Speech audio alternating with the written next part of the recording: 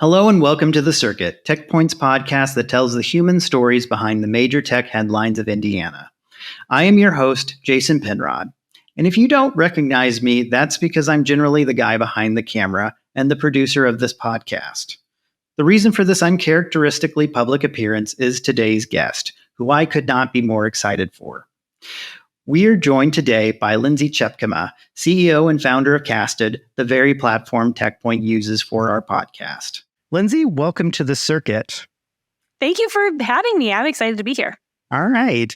Well, ordinarily, we typically ask guests something along the lines of, for those not familiar, explain what Casted does, but something that I've been noticing on social media with the whole Casted crew is some sort of comment along the lines of Casted is not a hosting platform. Can you explain what you mean by that?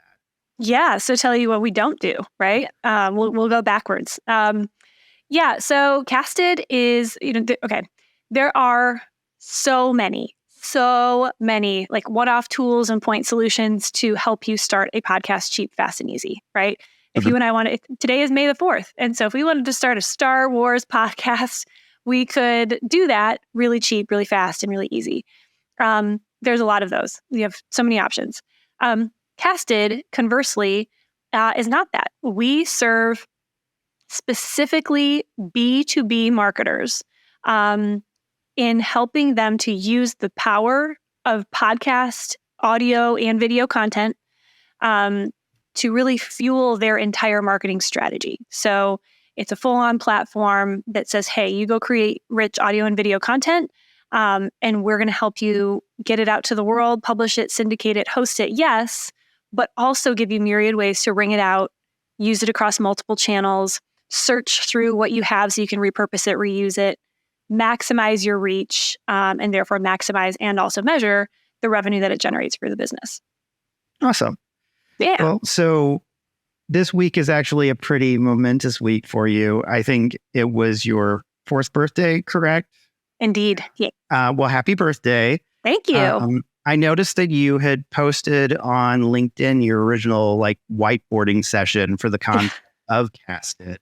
I'm just curious how much of what Casted is now was in that original pitch and what has evolved since from that pitch.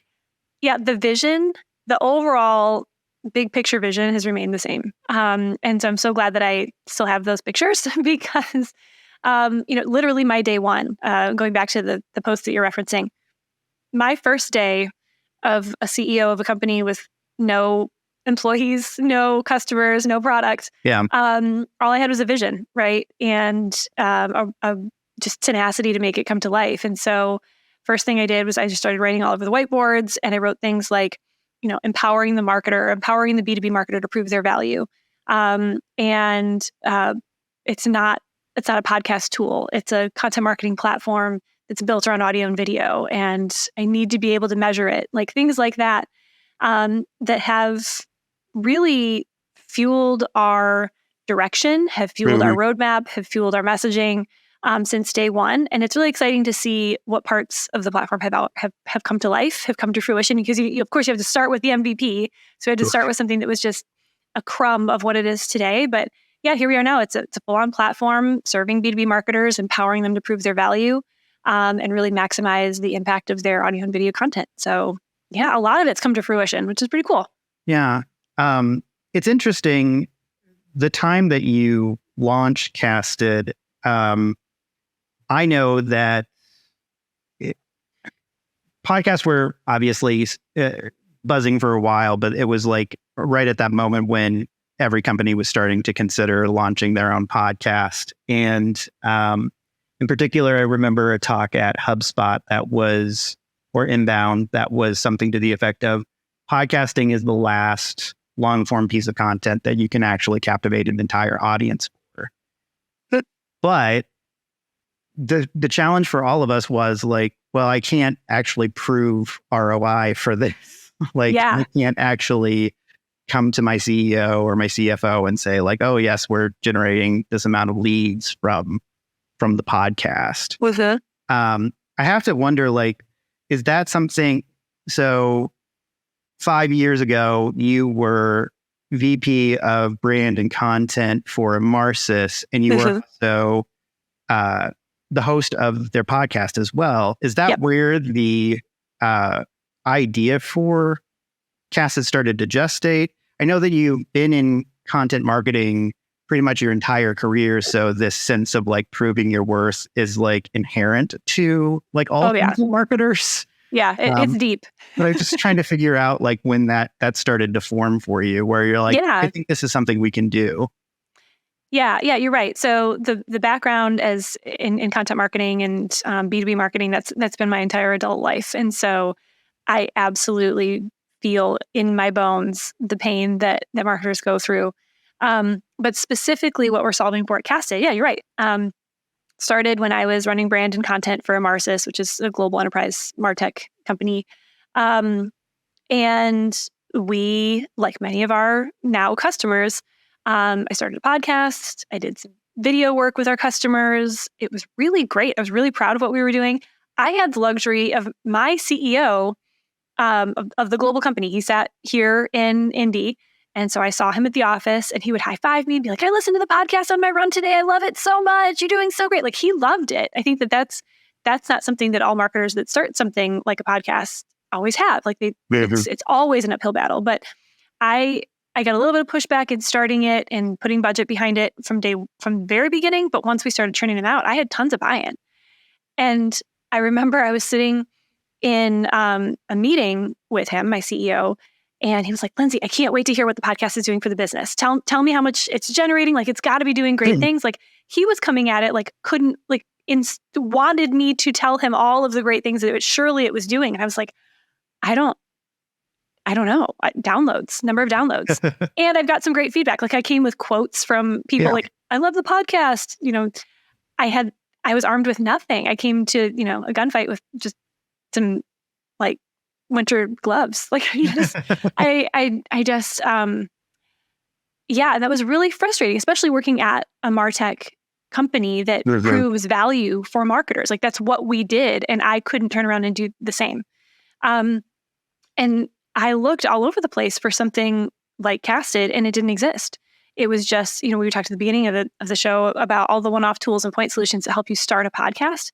Those existed, but there was no Casted that was made for a marketing team, for a B2B marketing team to use it as content, just like you would all of the other content in your strategy, and be able to understand who is listening and who is engaging and how they're engaging and what that means for sales and how it could prove the value to the business. So yeah, absolutely. That experience combined with, a career's worth of experience as a content marketer led me to see, one, what an opportunity this is, but also what a need it is. And also like on the human level, how much marketers are struggling, especially content marketers, to prove their value.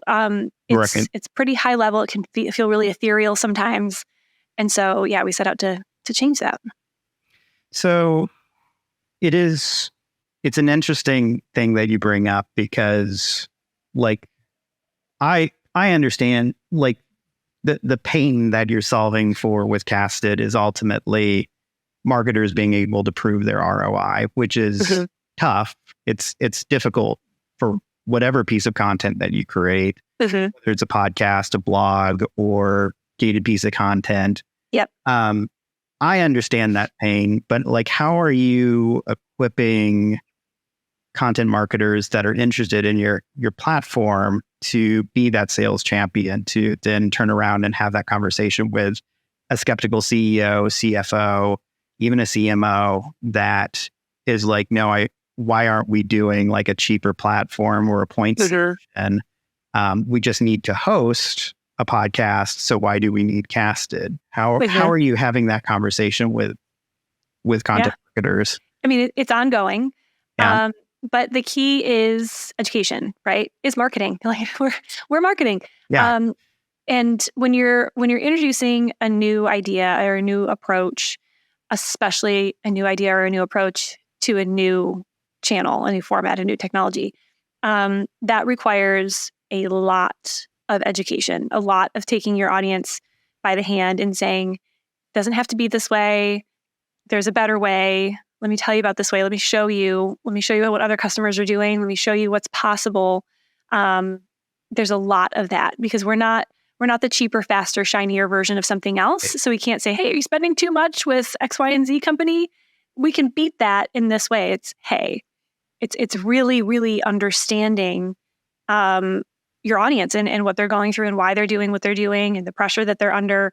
We're marketing to marketers, which is the coolest. But also it's challenging because it's such a crowded space. There's so much happening in MarTech.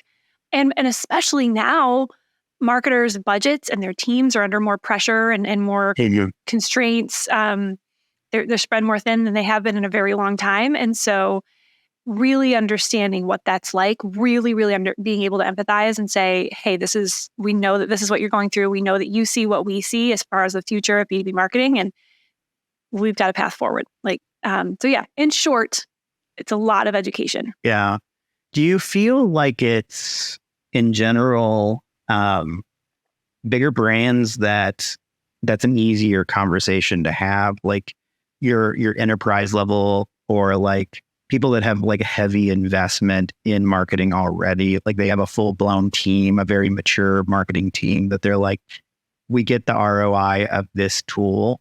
Is that an easier conversation for you than like smaller, scrappier teams typically? It's different. You were getting into like personas and things, right? So right. You told me we were going to geek out about content marketing, which I'm very excited about. It's different personas. So like we have the luxury of being able to work with customers like IBM and Salesforce and mid-market companies like Gong and Drift and companies of that size. And then we're also starting to work with some startups, a lot of which are here in Indy, which is very cool. Right.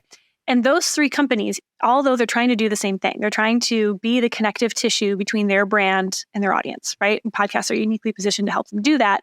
And we help them do that. And ultimately, we do the same thing, help you maximize and measure the reach of your audio and video content. But for an enterprise company, they are looking at us for help us with governance. Help us, we need to make sure you're SOC 2 compliant, which we are. Yeah. We have so much content. We have so many people all around the world that are going rogue and creating podcasts all over the place. Help us get it all into one place. Give us a centralized place and process to manage all this content, to be able to use all this content and measure it all in one unified way. So that's what enterprises are dealing with. Whereas mid-market and down to startup size, it's like that's where you really feel that I am a team of one now. Like it used to be a team of 3, and now it's just me. And my budget got cut by 75%, and my goals are still the same. Like, please help. Like I'm doing this show, or I want to do this show. I know that it's the way forward. Like, please help me maximize my time, be more efficient and more effective. And we can absolutely do that too, because everything that happens in Casted is you go create your show and we're going to help you ring it out really easy. And whether it's a global team dispersed across 4 continents using Casted all in one place, or literally one person trying to make sure that they're squeezing every drop out of every episode, we can do that. So it's just really understanding who they are, why they're interested in working with us, what they need us to deliver for them, and making sure we meet them where they are every time. Gotcha. And you bring up the persona of the startup company. You've had a recent bit of news, or it's at least maybe 6 months ago, that you've launched the Casted for Startups program. Can you walk us through that program and what the benefit is to startups? Yeah. So it's not an original idea. We totally took the idea from companies that served us in our earliest days. Gong and HubSpot and Drift, like they inspired us because they also have programs like this where it's basically a 3-year tiered discount program. Okay. That gives startups access to the same exact platform. It's the starter package of Casted, just at a deeply, deeply discounted rate, like down by, I think it's like 75% or more the first year, and then it's around 50% the second year, 25% the third year.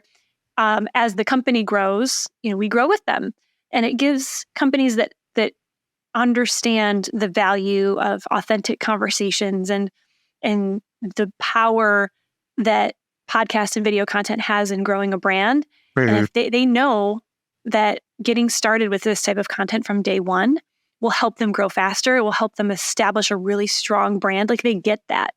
And so we wanted to make Casted available to them so they didn't have to start with all of the one-off tools and point solutions and try to, because that's harder. Like when you have a team of one person or you have a founder that's trying to do all of the things, it's really hard to try to piecemeal together a bunch of point solutions. And so we say, hey, how can we help? And so, yeah, we get to work with a lot of really cool companies here including those here in Indy, like Trava and Bolster and Lumavate. There's a lot that we get to work with right here in Indy, which is really cool. That's awesome. You talk about like that, like how difficult it is to establish that podcasting brand for the scrappier 1 to 2 person teams. What, like, say I am an early stage startup and I am that 1 to 2 person scrappy marketing team. Why should I be considering launching a podcast at all at this point? Or why would it be essential to the growth of my brand? Like at this point, we're maybe a year or 2 from like publicly announcing the company.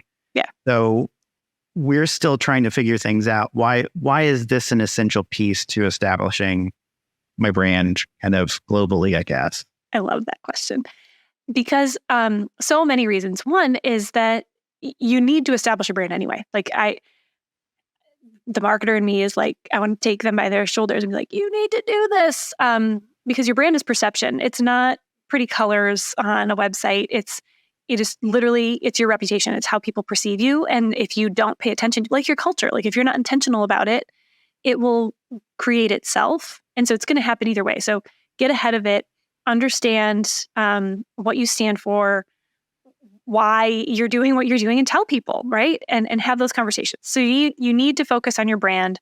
You need to focus on messaging and telling people who you are, why you are, what you do. You need to do that anyway. If you need to do that anyway, and let's say you're an entire team of 1, like you're just a founder, maybe there's 2 or 3 of you on the entire team, maybe there's less than 10. You need to do that anyway. And this is the most efficient way, right? Like if I had asked you to please write me a blog post that I could post on my website, that would take you a lot more time and cognitive load than just, will you come have a conversation with me and literally talk about what you are most passionate about and have the most expertise in?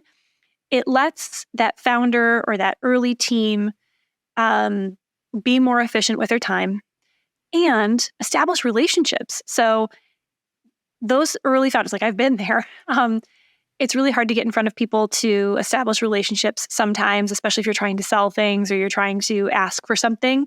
Podcast is literally like, I'm not asking for anything. I just want you to come share your expertise. I want to build a relationship with you and be the conduit through which your brain power goes to, my audience. And hopefully that helps us all. It's more effective. It's really effective. It's more efficient. And it's powerful. Spending that half hour or an hour once a week or once every other week with customers, industry experts, investors, recording their thoughts and ideas is helpful to that early team and helping them learn and grow. And it's a really great way to establish relationships with them and with your early audience. So it's like the best thing you can do. So do you feel like what's kind of key for customer fit, whether it's a startup or enterprise or even mid-market, is there's like there's already a perceived value in branding. Like they understand that. And maybe that's a little like vague, but like some companies are just like, if we exist, we're fine. We don't need to like have like, there's not necessarily a through line between like everything they do that creates that brand feel. Like, is that kind of, I guess, the key marker for someone that's a good fit casted? Yeah, that's a good question. I mean, I've been asked before, like, should everyone have a podcast? And I can make the argument that yes, everyone should. Or it would at least be beneficial to everyone. Yeah. But I mean, specifically about who's a good fit for Casted and who is Casted a good fit for. Yeah, it's companies that care about thought leadership. And to your point, yes, some care more than others. Some should care more than others. Others, it's a completely different model, and that's cool. But most companies that need to establish trust with their audience. I mean, think financial services, fintech, investors, VCs, anyone who relies on trust from their audience and relies on being seen as the trusted guide, the trusted advisor, the people who know what's going on. They can really benefit from podcasting and therefore Casted, because it's such a rich and authentic way to communicate that thought leadership and to earn trust. And there's all kinds of studies that talk about it too, that podcasting in particular, because of the way that you consume the media, typically it's passive, it's while you're doing something else. It just it literally hits different. And It's a really great way to establish that trust. And so, yeah, I mean, if you don't need it, if it's not a top priority, if it doesn't feel like it's top priority, maybe every business model, it's not the very, it's not the thing that they absolutely need to be putting all of their time and energy into. But I think most of the time there's a good case to be made for it. Yeah. How, I mean, this is maybe a semi-controversial question, but like when you talk about establishing thought leadership and trust within the podcast, how important is it in your eyes that you're putting, the host is typically someone like a CEO like yourself, Stephanie Cox, also CEO of Lumavate, is the host of their podcast. Yep. Matt Blumberg at Bolster is the host of their new show. Yep.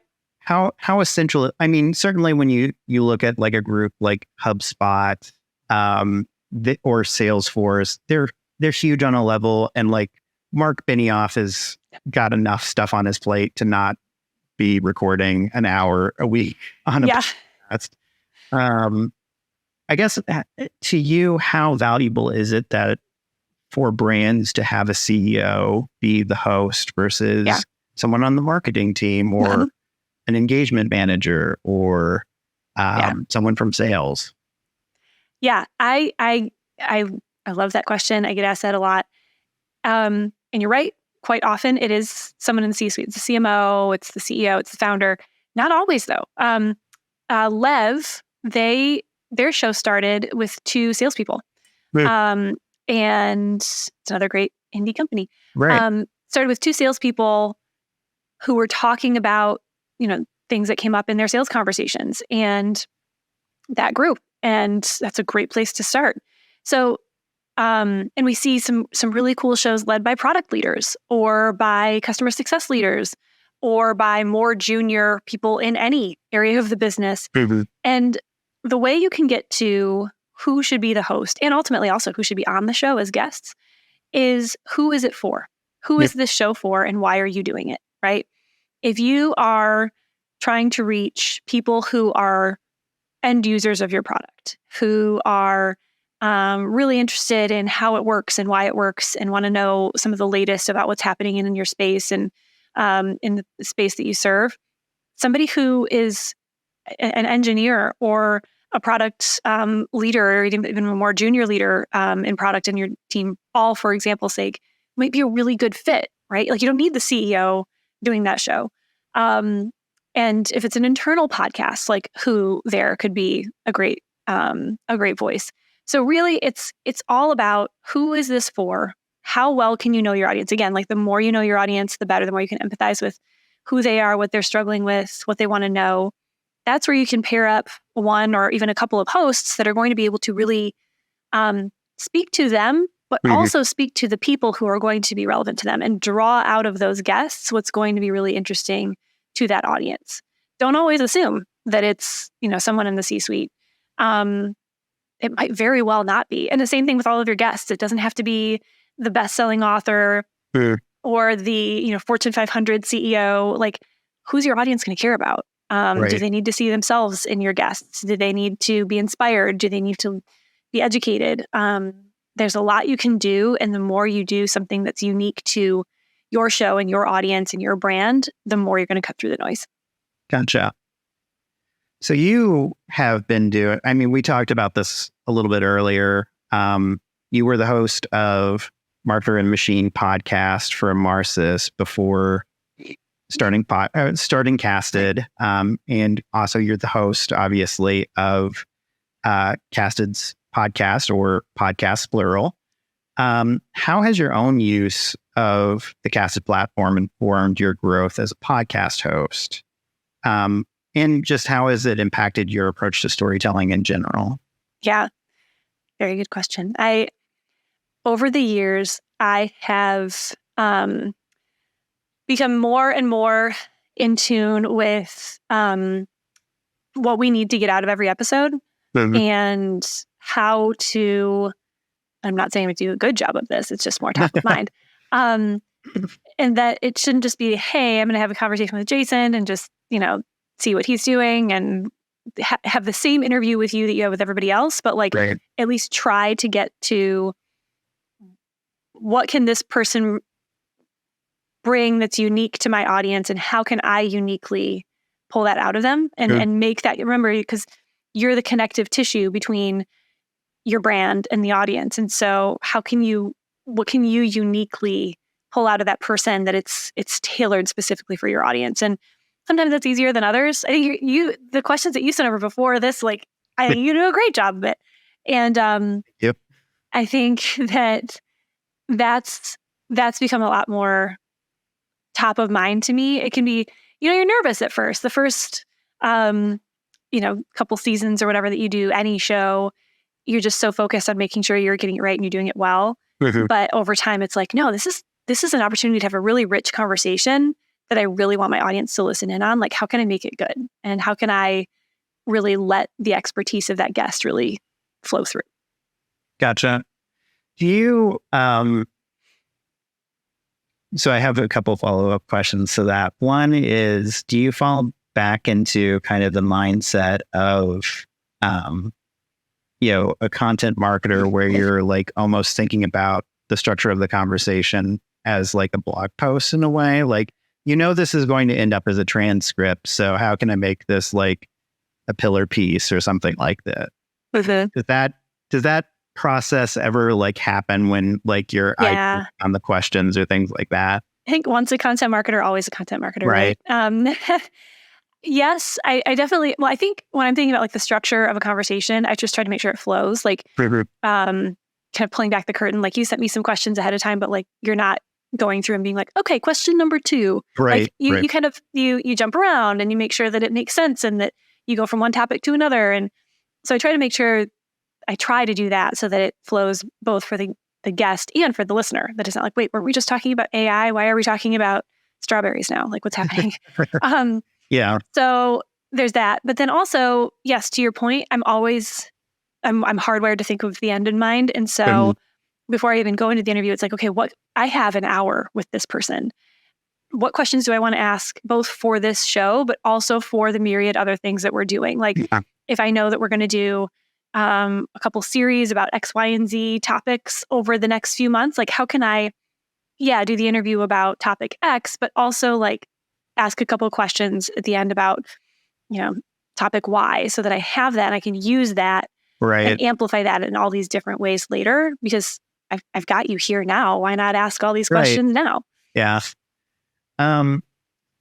So it's not just been 4 years of you using the Casted platform. I mean, you have also for 4 years been kind of the thought leader in the podcast space of the Indiana B2B podcasting community, which has thank you.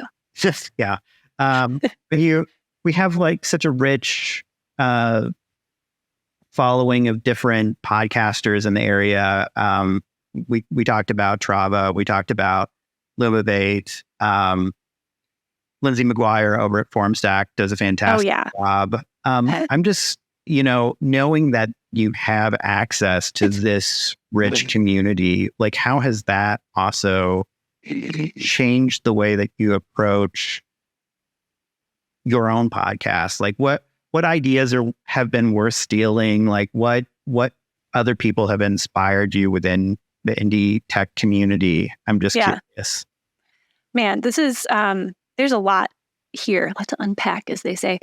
I'm glad to be here in Indy. I'm not from here. I'm from Michigan, the mitten-shaped motherland, as I like to call it, and by way of Chicago. And what's that? Where on the mitten? Lansing. Okay, gotcha. Yes. If I talk long enough, my Michigan starts to show up. But yeah, it's been a good place to be for lots of reasons. Specifically to podcasting, I mean, Ashley Flowers and like the birth of true crime podcast, which is a totally different world than what we live in with B2B podcasts. Like she's from Indiana, right. and I think Indianapolis. And like you said, there's a lot of SaaS startups. There's a lot of MarTech here. Those tend to be early adopters of things like thought leadership and content marketing and podcasting. So that's strong. And then for us as a business, having investors right here in Indy, between Elevate and High Alpha, both of which are a big part of our story, seeing the value, understanding, seeing down the street and around the corner that podcasting is going to be a huge part of MarTech from day one, like that's all here already. And then talent, we have been able to build a team that, even though we're fully remote now, like most of our team is here in Indy because we can, and so you asked specifically about how that fuels a podcast, but that's been, how does that fuel our story? Being here in Indy has been huge, and then I think working with those leaders and then knowing them well. Like I know Stephanie Cox came up; she's a good friend of mine, and all of these other companies and marketing leaders and CEOs and founders that we get to work with that are doing great shows.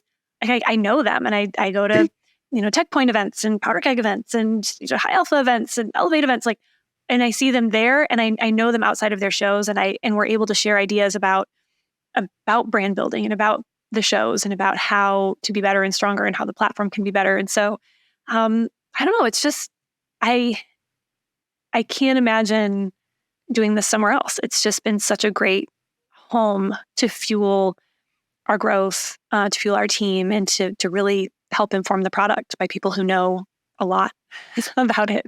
Do you think that, I've heard different people touch on this in different discussions, like different entrepreneurs, different founders talk about just kind of the uniqueness of not just Indiana startups or Indiana tech, but also just like Midwest in general. Like there's a welcoming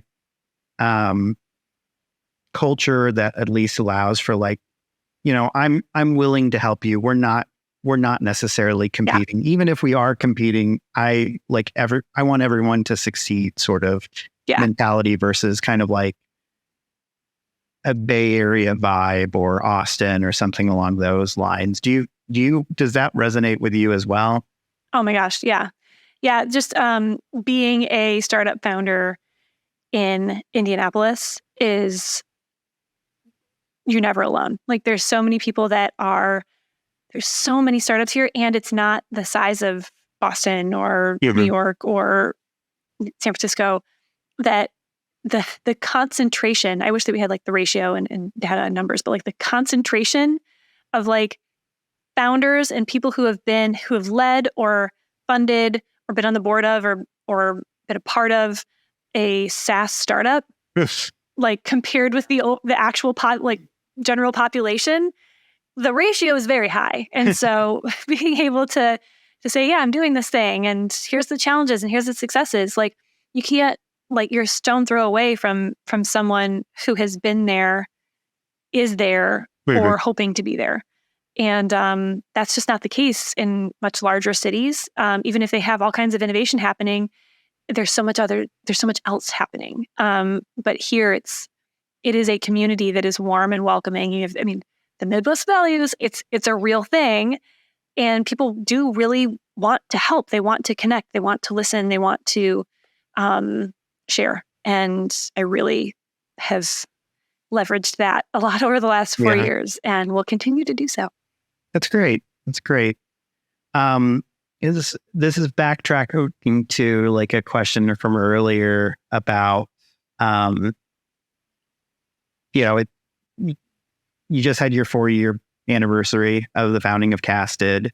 As you look to the next 4 years and how like you've iterated the past 4 years, what do you see evolving in the podcasting landscape in terms of, wider adoption of video as a format, the increased presence of AI?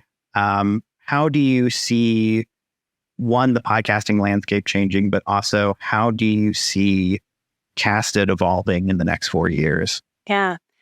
We, looking back over the last 4 years, I mean, when we got started, the bulk of our conversations were, hey, you should start a podcast. Would you start a podcast? Could you start a podcast? Yeah. And now 4 years later, the conversations and all of the data behind it about like the wave that the shot that we called, we knew this was happening. We saw the wave coming. Thus the reason that we started this business. And now here we are 4 years later, and the conversations have evolved to be, hey, you have a podcast. What's it doing for your business? What are you doing with it? How are you getting more value out of it? And so it's optimization. And where will we be 4 years from now? Podcasting will continue to grow. I think you mentioned video and podcasting. They're already starting to become synonymous. We're hard pressed to find customers and brands that are like, nope, audio only. I only want to do audio. Even if it's just like, I'll do the video too, but I only want to use it for some promotion. Like everybody is moving to audio and video together. And I love seeing the thinking with the end in mind, like we talked about before, of because of all these things I want to do with it. Like I'm going to have this interview with Jason. Like what else can I do with that interview besides just publishing it on my RSS feed? So that's the near term. And I'm seeing that evolve and I love that. And that's everything we talk about with amplified marketing, right? Like this whole approach to B2B marketing that I get up on a soapbox and talk about all the time, which is that think with the end in mind and capture these conversations and ring them out across all of your channels. 4 years from now, we couldn't get through a podcast without talking about AI, could we? I think not even 4 years. I think over the next few months, especially in MarTech and SaaS, we're going to see a lot of changes. I think some good, some not so good. I think there's going to be some innovations, and then there's going to be some backtracking of like, wait. I don't know if we really like that one. Let's redo. Let's try this again. But I mean, already there's AI to do with voice and with video that you can create conversations that didn't actually happen. You can create video and audio conversations that didn't actually happen. Is that a good thing? Yeah. I don't really think so. I think there's a place for it with some editing and some things that make you more efficient. But to net create these very human conversations and very human experiences without the humans, I think that's something that we will see become available. And over the next 4 years, I think that we will see the rise of the creative and strategic marketers saying, this is where we want this to exist. This is where we want this technology to assist us and to serve us and to help us be better. And this is where we draw the line on human experiences. And I'm excited. I think it's easy to be afraid, but I'm excited to see how that all comes to fruition. And podcasts are going to be right at the center of all of it. What I find interesting about the AI debate particularly hits hard for people within the marketing realm, because it's kind of like this debate of like, should I or shouldn't I? But I know that. So what's interesting is there's already a shift to really desiring answers from humans, not just from like I have a feeling that this is like written by AI, but I'm concerned that this is marketing copy, and I want just the nuts and bolts of this answer. There was a statistic a while back ago, I think it was like last year, that something like 40% of Gen Z goes to TikTok or YouTube for answers before they go to like Google. Wow. And I think that as a statistic was like thrown around as like everyone was scoffing at like, well, this is like another example of why Gen Z is like misguided or something like that.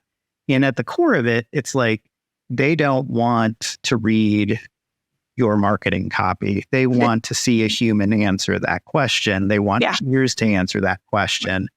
And what I find interesting, and it's one of my favorite features of Casted, is that clipping tool where you've really found a way to push podcasting into kind of the TikTok Reels stories generation, where like I can make a podcast digestible. I can show like a very brief clip and a very quick, like it's easy for me to produce. Do you feel like unintentionally you've gotten in front of like what might be a culture shift as we start seeing more AI generated content on search and things like that? It was totally intentionally, Jason. Yeah. Yeah, no, I think so. I think Bor was going to launch. Yeah, I totally, I called this entire thing. Yeah, thank you. I have said it many times, especially like I've had a lot of conversations about AI and whatnot lately. And I always go back to the most human brands win. Always have, always will, regardless of what technology or strategy or challenge we're talking about. The most human brands win. Now, does that mean the ones that avoid tech? Absolutely not. It means the ones that really see tech as tools, as instruments to deliver more human experiences. And so therefore, Casted, that's at the heart of our platform and our business too, is saying not how do we make a tool that helps people do things this way and do this very one thing and it can only be used in this way. It's like, no, how do we make an instrument, a platform that can be used that we say, hey, here's the essence of this. Here's the spirit of why this exists. Here's how we want it to serve you. And it's flexible and it will continue to grow and evolve to serve you and help you serve others and to get creative. And so, yeah, at the very beginning of Casted, did I like think about what you just said about like getting in front of, Gen Z and TikTok? Like, no, but we designed it saying, how do we serve the marketer to be able to get creative in the platform and do what they know is best for their audience, which has by default, like evolved to be able to do that and say, yeah, pull from your Casted content right now and be able to create something for TikTok and something that will be searchable on YouTube, because as a marketer, that's where you need to go. And, right. And, 2 steps from now, how can we, as we build AI into the platform, it will very much be not to replace the person, but to serve the person that's using it. And I think that's, again, the most human brands win. And we're trying to not only do that ourselves, but help other marketers do the same. Well, that is probably one of the best places to end on, but I have a few quick fire questions ready for letting you leave. Okay. One, when you listen to podcasts, because I assume you do, was it 1x, 1.2, 1.5, or are you a 2x person? I am a 1x and quite often rewind and listen again. I need to really hear. I'm a slow reader too. It takes me forever to read because I need to really consume the content. So I am 1x all the way. Gotcha. What are your 3 favorite non-B2B podcasts that you're currently listening to? I jump around. I actually tend to follow the people. So whether they are guests or hosts of their own shows. And so some of the people that I've been really following lately and kind of for a while, Brene Brown, she's my best friend. She just doesn't know it yet. Right. Tim Keller, Adam Grant, and Simon Sinek are probably my big 4 right now. And then actually, it's funny. I'm literally not peddling him, but we were just talking about AI. So Paul Reitzer, he has an artificial intelligence institute and a podcast to go with it. And so it's a great place to go to learn about what the heck is coming our way in marketing. So that one is B2B, but that's a good one. Gotcha. What is the most interesting or unconventional recent approach to the podcasting format that you're like, that's maybe an idea we're stealing? I actually talked to someone. She's going to be on my podcast. She's going to cast a podcast soon, but I just interviewed her yesterday. And after we recorded, she was talking about how she's starting her own podcast, and she's thinking about doing not interview, but more of like just hop on and share her thoughts and her observations. And as we were talking, we came up with a fun new idea. I don't know if she's going to do it or anybody else is going to do it, but I like the idea. Is if you're a guest on a lot of podcasts, so I would use this as an example. Let's say I'm a guest on a bunch of podcasts, and after this show where I'm a guest on yours, I could go and while everything's still fresh, record my own like deeper dive of like, I know we talked about AI and podcasting. Here's the next step deeper. And then that would be the show where it'd be like next steps. And then as you're publishing and promoting this episode, I could be like, thanks so much for having me on the show, Jason. It was so much fun to go a little bit deeper. Here's some follow-up thoughts that I recorded right after we recorded. And I was like, as we were talking about it, I was like, I love this idea. I want to do it. I want somebody to do that. Very interesting. That is a good idea. Yeah. This is a controversial question, but pod as a shorthand for podcast, is that cool or cringe? I don't know which is worse, calling them pods or calling them casts. I've heard them called casts too. And I'm like, it's a little cringy, but to each their own. To each their own. Fair enough. And to wrap us up, for startups considering entering the podcast space, what would you recommend they do to get started? Well, they should obviously talk to Casted. They really should. Even if we're not a fit or whatever, we have a lot of resources. So visit Casted, but also just start. The best place to start is just think about who it's for. Be really clear about who your audience is, why you're doing it, where does it fit into the buyer's journey in the funnel, and then have some great conversations. Record them and just try it. Just get started and give yourself enough time to see it through for a few months. Awesome. Well, it has been great talking with you today. Thank you so much for being on the podcast. Have a wonderful day. Thanks, Jason.